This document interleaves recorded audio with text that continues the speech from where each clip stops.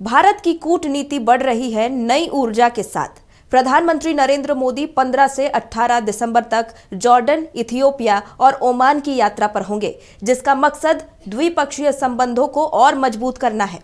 सबसे पहले 15 से 16 दिसंबर को वे जॉर्डन जाएंगे, जहां हाशमाइट साम्राज्य के किंग अब्दुल्ला द्वितीय बिन अल हुसैन से मुलाकात करेंगे और 75 वर्ष से लंबे भारत जॉर्डन रिश्तों की समीक्षा करेंगे।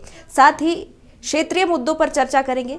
यही यात्रा भारत जॉर्डन के गहरे सहयोग का प्रतीक भी है। इसके बाद 16 से 17 दिसंबर को वो इथियोपिया के लिए रवाना होंगे, जो उनके लिए पहली राजकीय यात्रा होगी और यहां इथियोपियाई प्रधानमंत्री के साथ व्यापक साझेदारी के मुद्दों पर बातचीत करेंगे।